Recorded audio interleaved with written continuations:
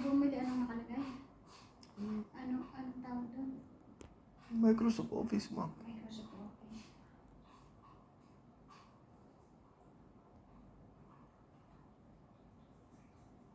Microsoft Surface.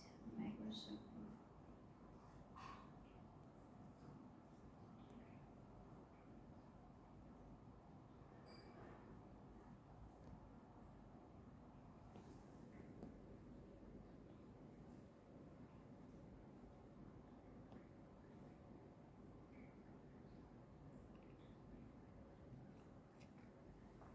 Ay, hindi yata yun ang tawag na kasi sabi Tibor kung diventi hita.